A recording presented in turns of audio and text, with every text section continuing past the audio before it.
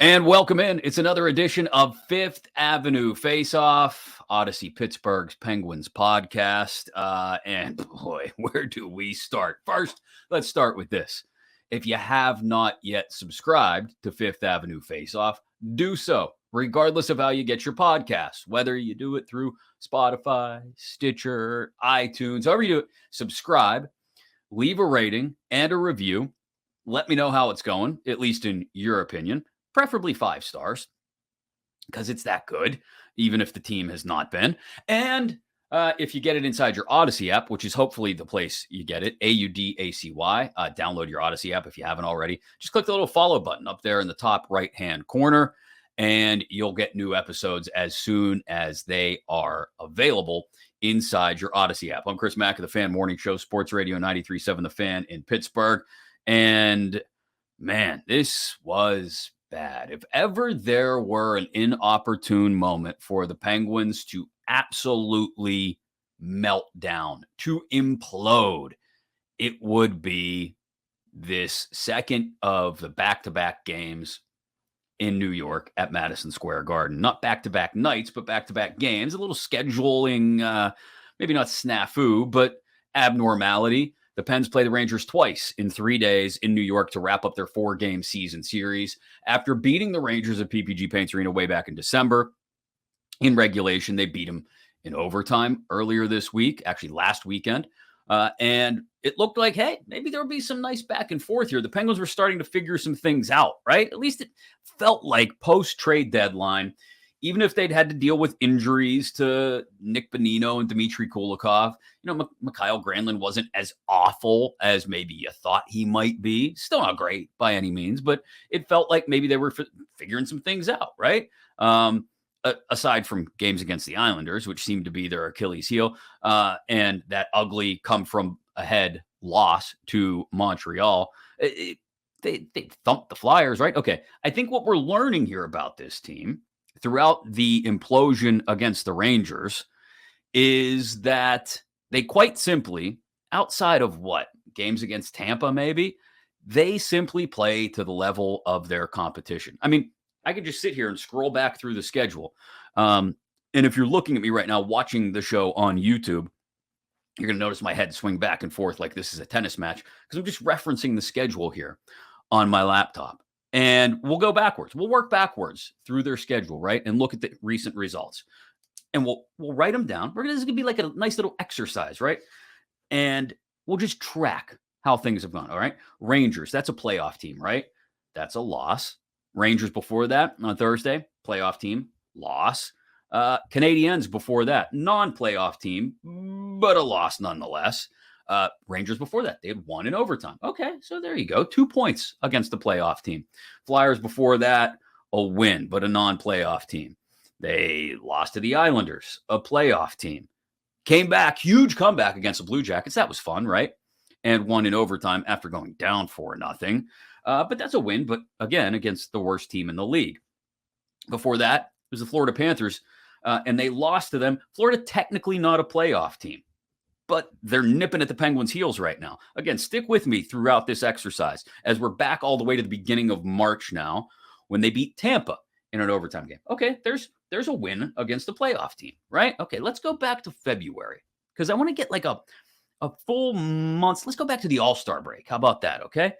And we'll see if we can get a bead on something as we're seeing a trend here, right? Okay, they beat Nashville on the road right before the deadline. That's a win against a non-playoff team. They'd beaten Tampa, so another win against the playoff team. But really, I'm going to just asterisk that game and the other one against Tampa because for some reason, the Lightning can't figure out the Penguins.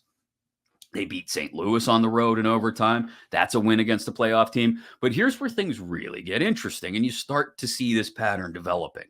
The ugly loss to Edmonton at home. That's a playoff team. The loss to the Islanders before that, a playoff team. The loss to the Devils before that, a playoff team.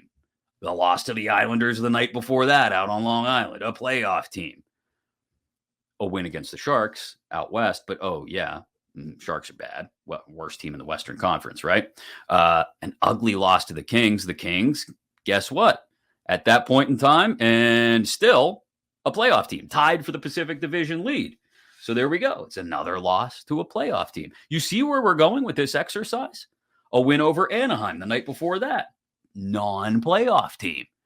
Before that, they had the pretty overtime win against Colorado coming out of the All-Star break, right? That felt like, okay, even though the game itself wasn't pretty, you get the outcome that you're looking for against a playoff team, right? Okay, win against Colorado. So if we go back to just the All-Star break against non-playoff teams, the Penguins are, let's see, 2, 4, 6-2 against, that was against non-playoff teams. Against playoff teams, they are 1, 2, 3, 4, and are you ready for this? 8. 4-8 against playoff teams, going back to the All-Star break. 6-2 against non-playoff teams. Should we continue this exercise any further back into the month of January? You know what? Just for shats and giggles, let's do it. Okay? Let's go back to a win over the loss to San Jose right before the break. Okay, that's a loss to a non-playoff team. A loss to the Caps, another loss to a non-playoff team. This is, again, before the break. A win over the Panthers, another non-playoff team, technically still. And then you get New Jersey, an overtime loss to them. You get a split with Ottawa. Okay, non-playoff team. A win over the Ducks. That's another win over a non-playoff team as we roll back through January now. A loss to Carolina. A loss to Winnipeg, another playoff team, right? Winnipeg's still in playoff positioning, I believe. Yep, they're the second wild card out west right now. So, again, the pattern continues.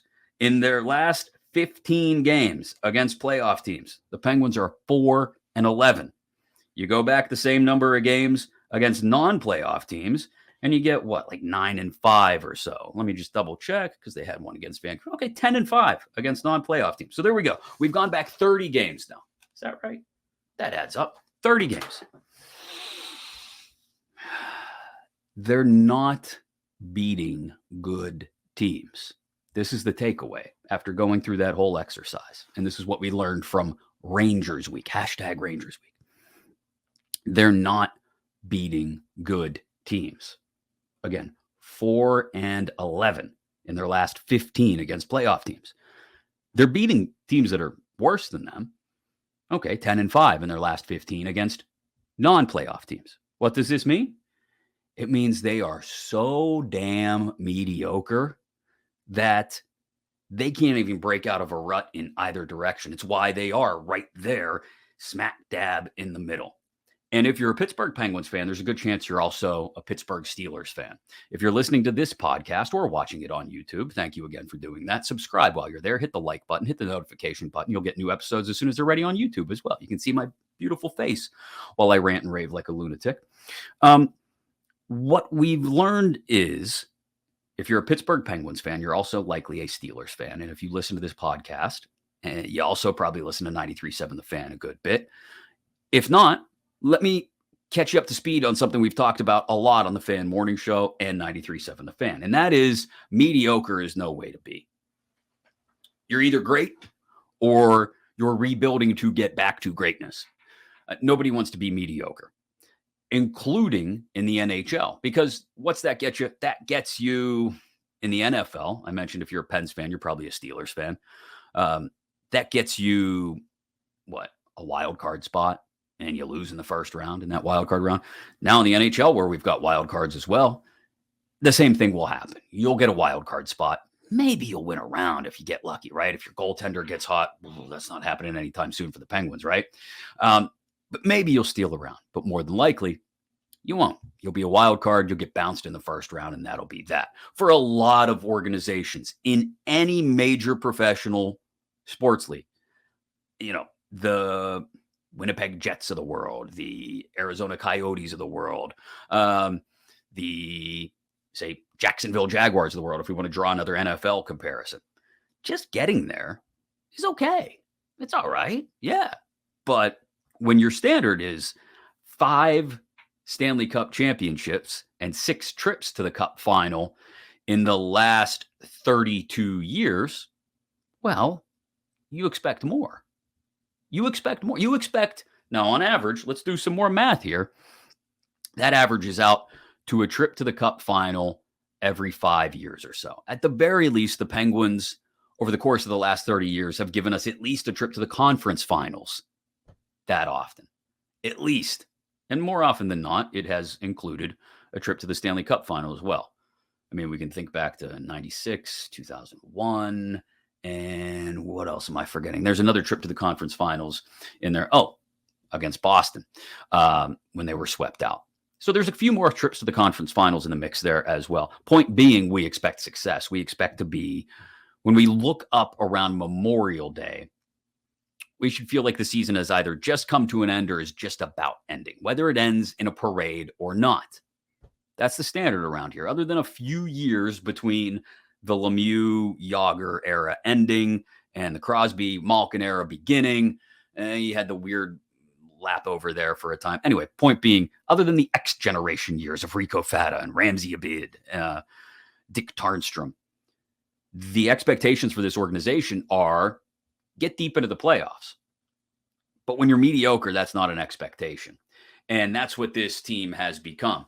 Because despite the greatness of Sidney Crosby, Evgeny Malkin, and Chris Letang, guys who are playing like they are 25 and 26 still, despite the fact that they are 35 and 36, despite the greatness of those guys, the other half of the roster, or the other 2/3 of the roster in some cases, if we don't lump in the Gensels and Rakels and Zuckers of the world who've had good seasons, great seasons in Zucker's and Raquel's case. The rest of the roster, it's so bad, it drags the greatness down. And the greatness is only so great anymore that it can only drag the dregs of the roster so far along, which is how you end up, bang, dead square in the middle. And that's what the Pittsburgh Penguins are. They are in the middle. They are mediocre. Mediocre. Mediocre. Meaty. Makes me hungry. Makes me hungry for some decent hockey. And we're not getting any. So this is where you go when you mismanage your roster for multiple off seasons in a row. We could go all the way back to the expansion draft, right? You see the weapons that are in place for the Kraken out there in Seattle. McCann, Tanev. Those are guys that have them in position to be a wild card team right now. At times, they were really hot earlier this year, and they were even better than that. But the Kraken are in position to go to the playoffs because they've got guys who can do it up and down the lineup. Middle six guys like McCann and Tanev. And McCann has been even more for them. And Ron Hextall frittered those pieces away, right? And here we are, a little over 2 years, about 2.5 years now, since Ron Hextall took over. And that will be the calling card of his regime to this point. Not McCann and Tanev so much, but just poor decisions. I mean, look at the moves that he has made and tell me which ones have worked out to this point. Rickard Rakell, bringing back Malkin and Letang this year, worked out in so much as they've been productive, but because of all the other moves around the big three, it hasn't worked out. So here we are, a Rangers week implosion because the Penguins are simply mediocre. They are not as good as the Rangers and the Hurricanes and the Devils and the Maple Leafs and the Lightning, even though they've beaten them multiple times this year. It's certainly not as good as the Bruins. I would argue not as good as the Islanders either, especially when playoff-style hockey is being played. And just not good enough to get very far once these playoffs start, which means what do we bring back the big three for, if not for another cup run? Just to limp into the playoffs, despite their absolute best efforts at the ages they are at? So that's where we are. A few questions to be answered. I threw it out on Twitter and got a couple via email as well. A mailbag of sorts this week on Fifth Avenue Faceoff, or today on Fifth Avenue Faceoff, as we do multiple episodes every week. And we get you ready for a game against the Ottawa Senators on Monday. And then after that, we'll get into this later. It's not going to get any easier. Stars and Avalanche on the road, back-to-back. That sits off on the horizon as well. But some decent questions that I wanted to answer because they start to take us down the path. Well, it's the path beyond just the next 4 to 6 weeks or whatever may remain of the Penguins season this spring. It's about what lays off in the distance. All of these questions, and it tells me a lot about you guys as fans and listeners of this podcast. You're starting to already turn the page to next year. I'm right there with you. You just heard me rant for the better part of 15 minutes about how this team is mediocre and isn't going anywhere this year. So questions about next year, in particular, starting with this offseason, those coming up inside the mailbag, the Q&A, as it were, and we will start to take a look ahead to the rest of this week and beyond, with just a few weeks remaining in the regular season and the playoffs also out on the horizon as well. That's coming up on Fifth Avenue Faceoff. Welcome back in Fifth Avenue Faceoff. Make sure you follow this podcast inside your Odyssey app. You'll get new episodes as soon as they are ready. I'm Chris Mack, 93.7 The Fan and The Fan Morning Show. Don't forget YouTube as well. Go to 93.7 The Fan's YouTube page. You'll get new videos once you click on the notification button from 93.7 The Fan as soon as they are ready, including full episodes of Fifth Avenue Faceoff. Wherever you get your podcasts, subscribe, rate, review, and by all means, send questions in. Chris.Mack, M-A-C-K, @odyssey.com, or just follow me on Twitter @TheChrisMack. You can send questions in that way as well. And I asked for a mailbag of sorts. Give me your questions, and we got some. I think there was a general malaise and depression setting in on Saturday, especially after the game on Saturday night. So probably not as many questions, to be quite honest, as I expected. But there are some in there that, to be quite honest, they all have the same theme of long-term, now what? And let's start with Christy. I think it was Christy, followed by a bunch of digits on Twitter, who said, how would you handle Tristan Jarry's pending UFA, unrestricted free agent status, this offseason? I'll tell you how I'd handle it. Let him walk. Let him walk. If he gets a multi-year deal from anybody out there, by all means, let him go. Right now, and I saw Joe Starkey tweet this out earlier, so I want to make sure I get it right and give him credit for it. Joe Starkey of Cook and Joe on 93.7 The Fan. A very telling number. I think it's a very telling number. He just kind of threw it out there without context for people to do with what they please. But this tells me a lot. Joe Starkey tweeted this Sunday morning at about 10:30 a.m. He says, make of this what you will. I simply find it interesting. Save percentage. This season, in 38 games, Tristan Jarry, a .907 save percentage. Numbers obviously have been much worse over the last month or so since he came back from injury when he's been pulled 4 times in 11 games. Casey DeSmith, in 34 games this year, also a .907 save percentage. Career numbers, save percentage. Jarry, over 197 games, .913 save percentage. Casey DeSmith, career, over 130 games, save percentage, .913. We've led ourselves to believe that because of his work in the regular season the past few years, when he wasn't hurt, Tristan Jarry is a number 1 goaltender. I'm here to tell you, Tristan Jarry has proven over the last couple of years that he's not a number 1 goaltender. He'd be an excellent backup. Be a great backup, I think, to a team that has a legit number 1. He'd be a great 1B to a 1A. He would essentially be a fantastic, Casey DeSmith, his role right now, to an elite goaltender. But that's not what the Penguins ask him to be. The Penguins ask Tristan Jarry to be their 1A, to be their guy. And that's what I think he's going to expect to get on the open market. Whether he actually performs that way or not, I don't think he should. At least up until this point, I think that's what he expected to get once he hit the open market, if he hit the open market. But if you look at it, who in their right mind, short of Tristan Jarry going into a first-round playoff series and pitching 4 consecutive shutouts against the Boston Bruins or Carolina Hurricanes or New Jersey Devils, short of him pitching 4 consecutive shutouts against one of those teams, the top of the Eastern Conference, does anybody look at Tristan Jarry as a guy who can win a playoff series for a team? And by win a playoff series for a team, I mean, does he look like a guy who can grab a playoff series by the throat and just take control? No, he doesn't. He doesn't even look like a guy who can win big games in the regular season right now. At least he had that going for him last year. This year, doesn't even have that going for him. He looks abysmal at times. And the numbers that I just read from Joe Starkey's Twitter account outline that he is no better than Casey DeSmith, who we all widely acknowledge probably shouldn't have been given a contract extension this offseason. He's a backup. He's a pretty good backup at times, especially the way this team plays in front of him. He's a very good backup at times. Other times, he leaves a lot to be desired. Point being, he's a backup. He's a number 2 in this league, Casey DeSmith. If you had a great number 1 who you didn't have to rely on number 2 for all that often, you'd be okay. If you had a very healthy number 1, who, again, you never had to rely on number 2 for, or at least not all that often, you'd be okay with Casey DeSmith as your number 2. Tristan Jarry is neither reliable nor great.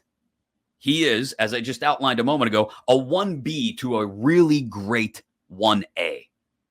But the Penguins don't have a 1A. And they don't have anything in the pipeline for that matter either. You know, you scroll through what's down there in the system, and it is not very deep at all.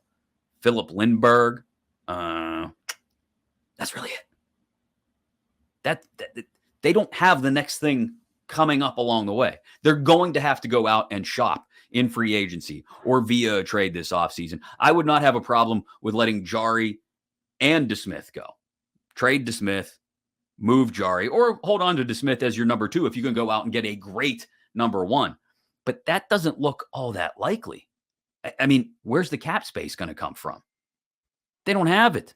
They don't. And I'll go through an exercise with you right now. As you're watching on YouTube, listening on your Odyssey app, or however you get your podcast, I'm going to go to Cap Friendly, great NHL salary cap website. And I'm just going to search for free agents this upcoming offseason. And let's see. We want goalie stats. Yes, sir. And yeah, give me advanced stats too while we're at it. Age, current team, position. Just give me goaltenders. I don't need everybody. Just give me goaltenders, guys. Here we go. Position. Goaltender. All right. Status. I want UFAs. That's what I want. So I'm going to grab some UFAs for this coming off season. And let's just see what we get, okay? Tristan Jarry is going to be in the mix there. There's going to be a bunch of older guys in the mix as well. But if we just sort it by expected goals against per 60, okay? Expected goals against per 60. We're going to get a Jonas Johansson from Colorado, who's only played in 2 games, so his numbers are wonky. But you're going to end up with a bunch of guys who are older. I wouldn't necessarily consider elite. Pretty good. Antti Ranta, Freddie Anderson, Jonathan Quick, Martin Jones. Those are the guys you're going to end up with. I mean, there's a few here and there that are playing more regularly. Jones probably a little more regularly than Quick now that everything has settled down for him in Vegas. He might actually play more down the stretch. My point is this. You very quickly, Yaroslav Halak, who's played 20 games for the Rangers, you very quickly get down the list and there's Tristan Jarry staring you in the face again. There's not a lot out there on the free agent market. So you're going to have to probably pull a trade. And if you're going to detach yourself from both goaltenders, Jarry and DeSmith, I would think a veteran backup, one of these Ranta, Anderson, Quick, Jones types, would be the answer for your veteran backup, your veteran 1B to a really good 1A. But who's going to be the 1A? There isn't anything out there, guys. There isn't. There just isn't. And so you're left scrolling through this list and seeing a bunch of veterans, retreads, guys who simply aren't going to be the elite goaltender you need to steal a series for you at some point in the playoffs. So when you ask me, what would I do with Jarry and his pending unrestricted free agent status this offseason? I'd let him walk. And if he didn't get a multi-year offer from somebody, I'd bring him back on a 1-year prove-it deal. And because I'm not going to be able to get anything better on the open market. If I could pull off a trade, maybe. But as we've seen, Ron Hextall, not the best trader of assets. Just not. He's not good at trades, for lack of a better way to put it. So thank you, Christy, for the question. Mailbag question number 2. Now that it's been 2 weeks since the trade deadline, has your opinion changed? That one from Brent.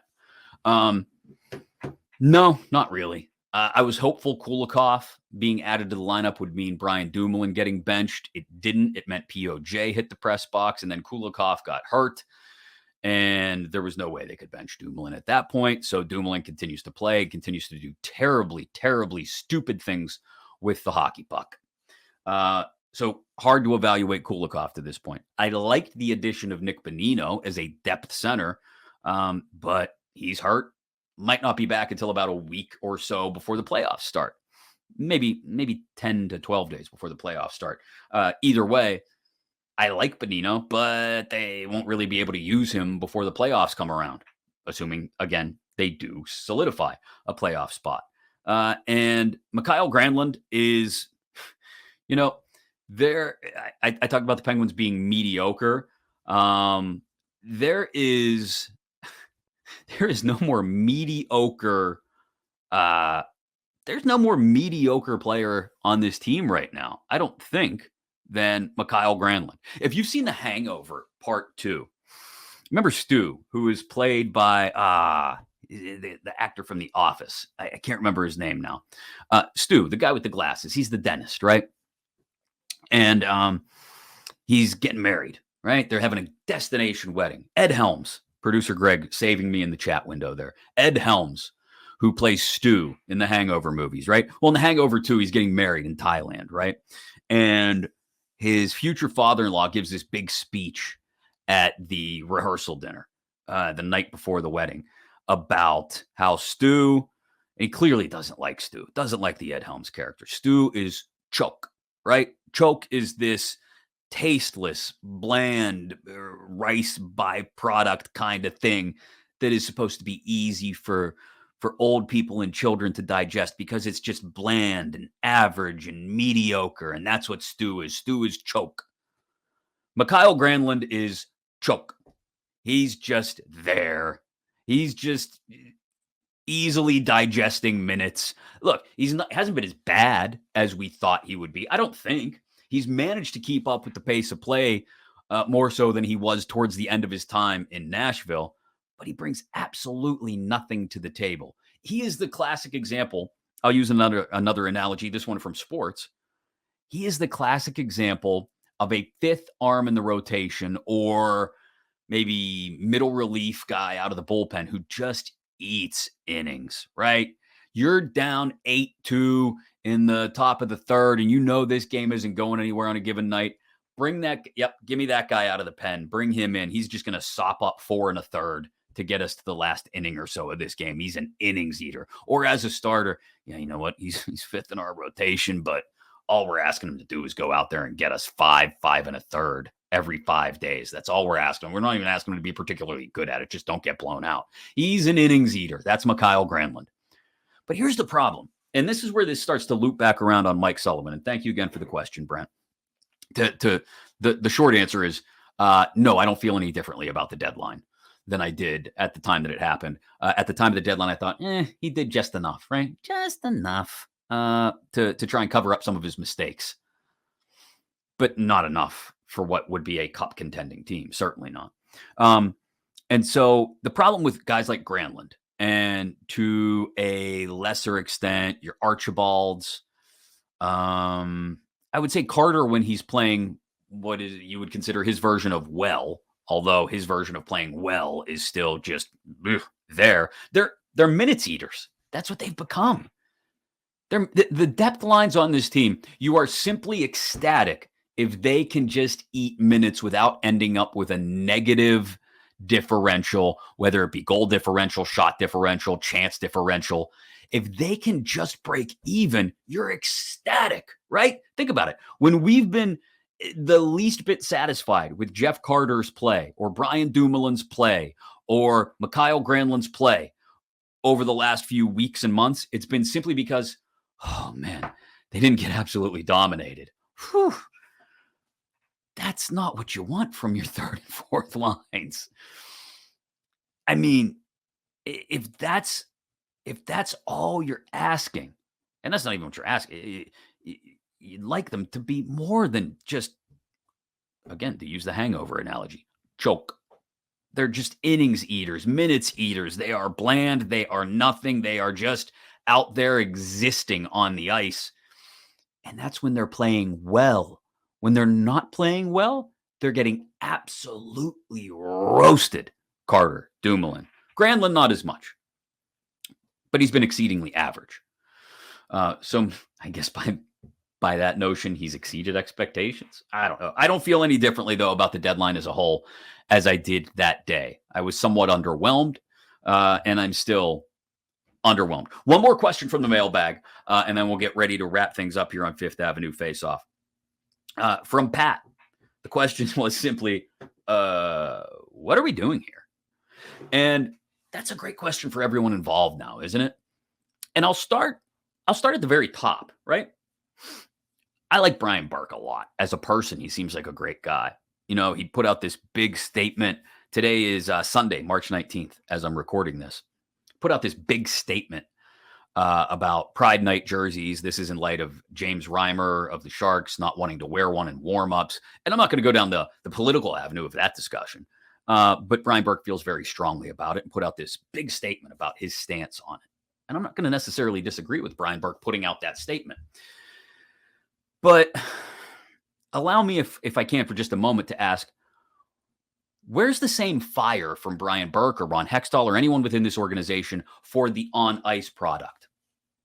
I don't want to discount his stance and his belief, and it's a very strong one, about something off the ice. And again, I'm not going to go down the political aisle of that conversation. But I'd like to hear Brian Burke, above and beyond his belief in the inclusion of everyone in the game of hockey and Pride Night jerseys being a symbolic gesture of that. I'd like to hear Brian Burke on this team and the general manager that works for him in the Pittsburgh Penguins.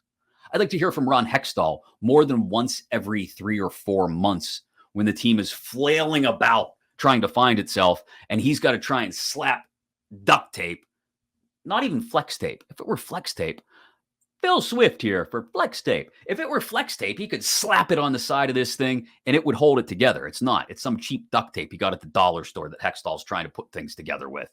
I'd like to hear him, other than when he's slapping the cheap duct tape onto the side of the tank of water as it pours out the side and everything just starts to leak, right? I'd like to hear Mike Sullivan be honest with me. I mean, really honest about what he thinks about Brian Dumoulin, Jeff Carter, guys that simply aren't getting it done. I know how you feel, Sully. I could see how many minutes Carter is playing these days, or more accurately, not playing. But I could also see the fact that you continue to roll him out there for important minutes, late in games, with your goaltender pulled, on a power play. And you tell me it's because of the face-offs. Great. He can win all the face-offs he wants. If once he wins that face-off, he is a complete and total liability to his team when he's on the ice, you can't put him out there. And I'd like some honest evaluation from Mike Sullivan. I don't know, maybe we got it from him last month. Remember right before the deadline when he said, you guys see our roster. We got what we got. I'm paraphrasing there, but that's basically what he said. I'd like to get a whole lot of honesty from the people in charge, up to and including Fenway Sports Group, but that's a postseason thing. When anybody from them should speak to the fans in this town about what they actually expect going forward. Because if they keep Brian Burke, if they keep Ron Hextall in power, and I know a lot of people are pushing the Sullivan button now too, but if they keep the people in power, in charge, in those positions of power, what's to lead you to believe that anything is going to go differently next year? Another wasted year of Crosby, Malkin, Letang down, out the door. What leads you to believe things are going to change? Nothing. So when you ask the question, Pat, as you did, and thank you for the question. Again, chris.mack@odyssey.com. Throw those questions at me for the next mailbag. When you ask the question, what are we doing here? My answer is, I don't know. And the scarier part is, they don't know. They don't. Fenway doesn't know. Burke doesn't know. Hextall doesn't know. Sullivan doesn't know what to do with what he has on hand. So from the top down, nobody knows. That's the scariest part. That's the worst place you could be. Mediocre, like I said earlier, and not knowing which direction you want to go or how you're going to get in whatever direction you want to go. Man, Flailing about is what they are. I picture, if you've ever been in a grocery store with a tired and hungry toddler, when they just kind of throw themselves down on the floor, they're whining and moaning, arms and legs kicking about everywhere because they don't know. They don't know what they want. They don't know what they need. They're just a tired, hungry toddler. My suggestion would be Fenway, Brian Burke, Ron Hextall. They're the tired, hungry toddlers who have no idea what the hell to do next. So they're just going to lay on the floor and flail about. Thanks for the questions, though, guys. All right, we've talked about where they are right now. We've talked about long-term, where they're going in the future. Nobody knows. Shh, don't tell anyone. What about the more immediate future? Like, bro, they got Ottawa on Monday, and then they got to go out west against some really good teams. Talk about that next, right here on Fifth Avenue Faceoff. Welcome back in Fifth Avenue Faceoff. Hey, be sure to follow the podcast inside your Odyssey app, won't you please? I'm Chris Mack at 93.7 The Fan in Pittsburgh, The Fan Morning Show. If you get it via another outlet, maybe you get it via iTunes, maybe you get it via Spotify or Stitcher, however you do it, subscribe to the podcast, leave a rating and a review. Throw more mailbag questions at us, chris.mack@odyssey.com, and we'll get around to answering them the next time we do a mailbag. Thanks to those of you who submitted questions for today's episode, though. As the Pens get ready now for a busy week, they've got Ottawa Monday night at home, and then a pair out west against the Avalanche and the Stars. No, it is not going to get any easier because the Avalanche and the Stars are currently, the Stars and Avalanche, I should say, 1-2 in the Central Division. Dallas in first with 89 points and playing a very stingy brand of hockey. One of the best goal differentials in the league. Let me check. It might be best in the West. No one's better than Boston. I should have remembered that. But best in the West, certainly, and fifth best in the league, plus 49 Dallas. They don't give up a lot of goals. In fact, as I look at it, these are the two stingiest teams out West as far as goals allowed. The only teams in the East that are stingier than them in allowing goals are Boston, Carolina, and Toronto. Toronto's a close one. So that being said, this is what the Penguins have ahead of them in the next week. Ottawa Monday, at Colorado on Wednesday, that one on TNT, at Dallas on Thursday, that one on ESPN, and then back home for the Caps next Saturday night against Washington, also on ESPN or ABC or both, maybe. Point being, if we follow the template we followed earlier when we sat here and went through the last 2 months, 2.5 months, 3 months of games, and we went, they're 4-11 against playoff teams, 10-5 against non-playoff teams in their last 30. Let's go through the next 8 games. You want to go through the next 8 games, or should we go through? Let's go. You want to go through the rest of the season? Let's just see how it goes. Okay. Let's start with Monday against Ottawa. Well, non-playoff team. Let's give them a win. At Colorado, at Dallas. Just go L. Big fat L right there. Okay. Washington. Let's give them a win. The Caps, they've bailed on this season. At Detroit, that's a win. Nashville, well, that's a win. Okay, we got a nice stretch of non-playoff teams on the schedule. Oh, wait. Then they've got to host Boston a week from Thursday. That's an L. Philly, that's a win. Okay, so through the next 8 games, they're actually setting up pretty nice if they continue to win against non-playoff teams and just lose to the playoff teams, right? That's 5-3, I think it is. Then Jersey and Minnesota. Minnesota's at home. Those will both be losses. At Detroit, that'll be a win. Home to the Blackhawks, that'll be a win. And then at Columbus to wrap the season up, that would be a win. I mean, there's a chance. And here's where it gets tricky with this team, man. This is what drives me nuts. So they'll go to Jersey, right? I'm just writing this down so I have it in front of me. And then Minnesota at home, that'll be an L because Minnesota's a playoff team. And then at Detroit, that's a win because Detroit's no longer in the conversation. Against Chicago at home in the home finale, I assume there will be a jerseys off our backs sort of component to that one. That'll be a win because the Blackhawks stink. And then at Columbus to wrap the season up on April 13th. We're now, yes, just 3 weeks from the end of the regular season. And that will be, did I do that right? 3 weeks.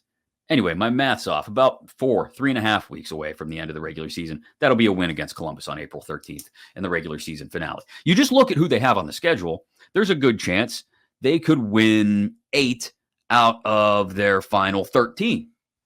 That'll be good enough to get them in the playoffs. Maybe even get them into the first wild card, in which case we don't know who they're going to play, to be quite honest, because if you look at recent form, the Rangers could catch the Devils. Could the Rangers catch the Hurricanes? Maybe. Either way, you're probably looking at, if they finish with the first wild card, the Penguins, you're looking at Carolina or Jersey, most likely. Could they steal a series against one of those two teams? Maybe. I think it would be more about, can they steal a couple of games? Can they not go down in 5 to Carolina or Jersey? Because again, follow the path that's been laid out throughout the season, or at least since mid-January. This team will lose about 3/4 of their games to playoff teams. They will win about 2/3 of their games against non-playoff teams. So again, even if we do the math just based on the last, what are we down to now? 13 games, right? 3, 6, 9, 13. Okay, so we've got 5 against playoff teams. So let's say they go, the way they're playing lately, I'll be honest, 1-4. Let's say they steal one against one of those playoff teams, maybe like Minnesota at home or something. And against non-playoff teams, well, they've got 8 of those left. You can see them going, 6-2, right? So 7-6 through the final 13 is, again, enough to get them into a wild card, maybe the first wild card. The point remains, once they get to the playoffs, they're going to be playing a playoff team.